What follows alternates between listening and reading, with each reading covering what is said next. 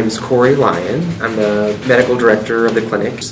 A.F. Williams Family Medicine Clinic is a full-scope family medicine clinic where we take care of patients of all ages, from prenatal care to geriatric care. We serve approximately 14,000 to 15,000 patients.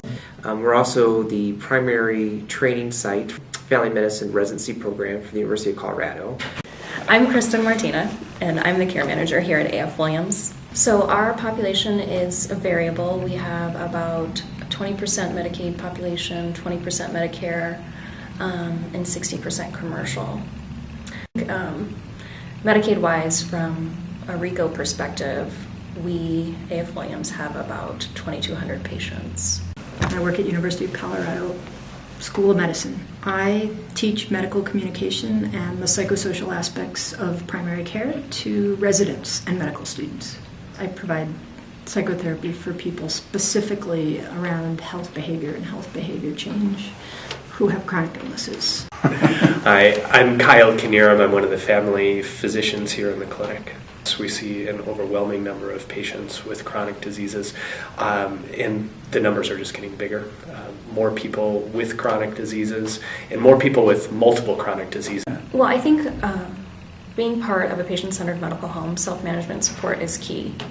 Actually, I first learned about these classes when we went to a RCCO meeting at Colorado Access here in Colorado to discuss clinical best practices. The content in a self-management support class takes a while to deliver, takes some practice, takes some learning. And in our setting, that learning is essential to their health care.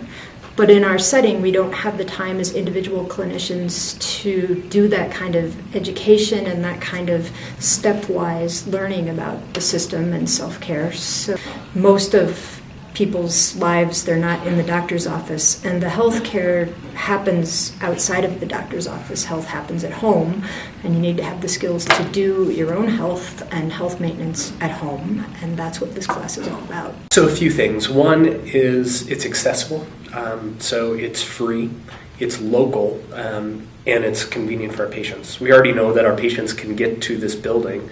The fact that it doesn't matter about insurance coverage will also be really nice, so I don't have to keep another list of which insurance pays for what. In my decision making, I can eliminate that guesswork. Both of those are going to make this a lot easier.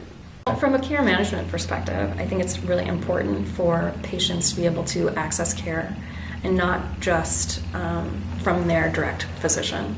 So to be able to connect with other patients, to be able to connect with a community liaison, kind of a facilitator, I think is important. Because patients feel like as part of their home, if they can access that level of education here, they're much more likely to participate. Initially, I've decided to focus the referrals on my patients with diabetes, regardless of whether or not they're in control or out of control, as well as the patients with chronic pain. The skills with self-management support are things that I think can help them throughout their life. What's been most successful for me is to incorporate a team-based approach in these referrals.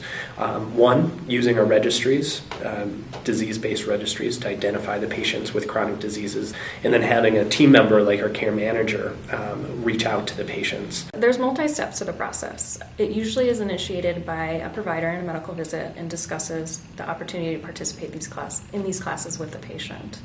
So once that happens, we have our medical assistants sign the actual referral form and get the consent from the patient, and then we send it over to COA so you can outreach our patients and actually enroll them officially in the classes.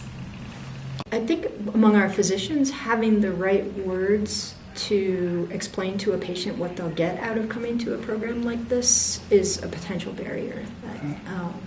They tend to say things like, well, it'll help you learn better ways of taking care of yourself, and that might not fit with the patient's perception that they do a fine job taking care of themselves.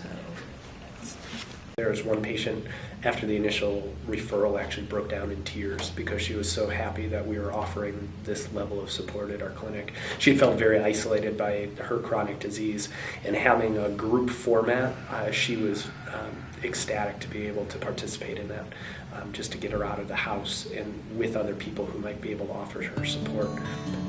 That was probably better treatment than I could have provided with any pill.